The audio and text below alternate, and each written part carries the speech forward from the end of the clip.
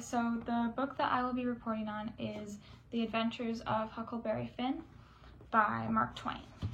So this book is about this boy, Huckleberry Finn, who fakes his death to get away from his abusive father. He hides on an island close to the town where he lives for a little while before encountering the enslaved Jim, who he knew previously, who has escaped because he was going to be sold down to New Orleans and separated from his wife and child, so he ran away. And Huck and Jim take to the Mississippi because of fear of being discovered, and they encounter various dangers and colorful characters, most prominently two crooks named the Duke and the King. They travel south, and the Duke and the King perform various acts and do some counterfeiting here and there, but eventually they betray Huck and Jim is captured. That is when Tom Sawyer appears, the friend of Huck, who was previously written about in The Adventures of Tom Sawyer, and he and Huck produce this elaborate plan to free Jim that ends up being a little bit too elaborate, but they succeed until Jim is captured again because Tom is shot in the leg. But Tom then shares the information with everyone that Jim has been a free man this whole time because his master died and freed him in her will. So then they return to Missouri, and that's the end. So that's the main plot of the book. It's an adventure story first and foremost, but it has some really lovely heartfelt moments, which is one of the things I liked about the book. So what I liked about the book, there were sort of like three main things. Firstly, the humor. So I have one really great example of this is on page 278. Jim has just been recaptured after escaping the first time, and there are these women who are gossiping. And it's quite funny because partially they talk a lot. Like there are several pages, which I will not read all of them, where they're just talking. But also one of the things that Mark Twain does often is he uses dialects. So this is shown in this paragraph at the end of page 278. So one of the women is speaking, and she says, "The very words I was a-saying no longer ago than this minute to Sister Utterback, and she tell you so herself. Should she look at that ere rag ladder? Should she, say, yes, look at it, say, what could he a-wanted of it, say?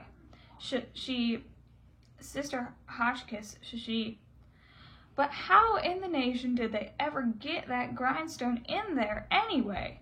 And who dug that air hole? And who..." So I think that this passage shows Mark Twain's use of humor throughout the book very well. And I really enjoy Mark Twain's use of humor because I'm not the biggest fan of books and movies and media, etc., that don't have moments of humor, because that's really just not life. Even in like really difficult times, there are still going to be moments of humor, and I really enjoy that about this book. The second thing I really enjoyed about Huckleberry Finn was the heart. Huck and Jim have a really special relationship and grow together throughout the book, and I think that's really beautiful, and it makes it so it's not just an adventure story. Like, despite the title of the book being The Adventure of Huckleberry Finn, it's not just a physical adventure. There's definitely an emotional adventure there, as well as Huck grows to see Jim as more of a human being and less of just a slave. And the third thing, going back on my previous statement, is that I really enjoyed about this book is the adventure. It's right there in the title. It is firstly an adventure novel, and the segments where Huck and Jim are sailing down the Mississippi are so fun and lovely and capture the sense of adventure in a really awesome way. So I think that it just makes for a fun book. The elements of adventure, and it captures like the childhood aspect, especially because Huck is a child. So I thought that was really cool as well. Two of my favorite passages from this book. So the first one is on page 85. And Huck and Jim are having this very strange conversation about French people and their values, and they're talking about like what they would feel like if someone if a French person came up and said, "Parlez-vous Franzi?" What would you think? I would think nothing. I take and bust him over the head. That is, if he weren't white. And then a little later, Huck says, "Looky here, Jim. Does a cat talk like we do?" "No, a cat don't." "Well, does a cow?" "No, a cow don't nother." "Does a cat talk like a cow, or a cow talk like a cat?" "No, they don't." "It's natural and right for 'em to talk different from each other, ain't it?" "'Course." "And ain't it natural and right for a cat and a cow to talk different from us?" "Why, most surely it is." "Well then, why ain't it natural and right for a Frenchman to talk different from us? You answer me that." "Is a cat a man, Huck?" "No." "Well then, they ain't no sense in a cat talking like a man. Is a cow a man, or is a cow a cat?" "No, she ain't either of them." "Well then, ain't got no business to talk like either one or the other of them. Is a Frenchman a man?" "Yes." "Well then, dad blame it, why don't he talk like a man? You answer me dat." And I think that this line is fun because it does emphasize that humor element, but it also shows the differences between Huck and Jim. They're very different people, which is shown throughout the book, partially because of their upbringing, partially because of their ages, and I think that those lines show that very well. The other line that I really enjoyed passage that I enjoyed is on page 119, and Huck and Jim have been separated because of a crash on the river, and Huck has been staying with this family called the Shepherdsons. And the Shepherdsons have this ridiculous, battle going with this neighboring family called the Grangerfords. And basically, they want to kill each other all the time. The goal of both families is to wipe out the other family completely. So at this moment, one of the young girls in the Shepherdson family has run off with one of the boys in the Grangerford family, and now they're having this big fight. And Huck is hiding while he sees these new friends he has made recently because of his separation from Jim. And they're trying to kill each other. So, Mark Twain writes, "All of a sudden, bang, bang, bang, goes 3 or 4 guns. The men had slipped around through the woods and come in from behind without their horses. The boys jumped for the river, both of them hurt. And as they swum down the current, the men run along the bank shooting at them and singing out, 'Kill them, kill them!' It made me so sick I almost fell out of the tree. If I ain't a-going to tell all that happened. It would make me sick again if I was to do that. I wished I hadn't ever come ashore that night to see such things. If I ain't going to get shut of them, I ain't ever going to get shut of them. Lots of times I dream about them."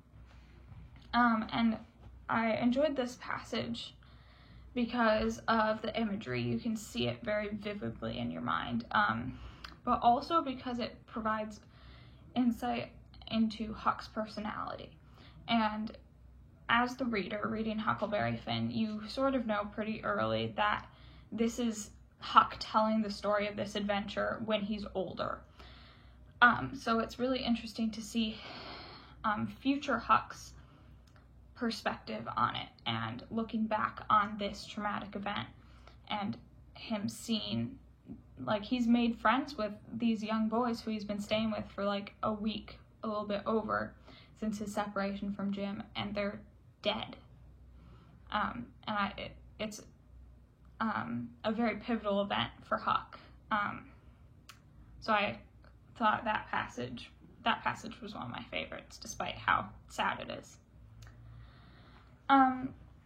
So Mark Twain's writing style has been talked about a lot throughout history, and one move that I think is particularly strong is Mark Twain's use of dialects.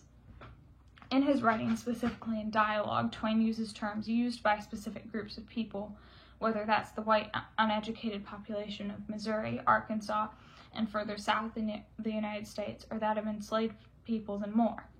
By spelling out these different pronunciations and slang words, Twain does two things. First, he paints a picture for the reader, helping them hear the characters in the book. Second, he provides depth, helping the reader understand context as well as adding to characterization.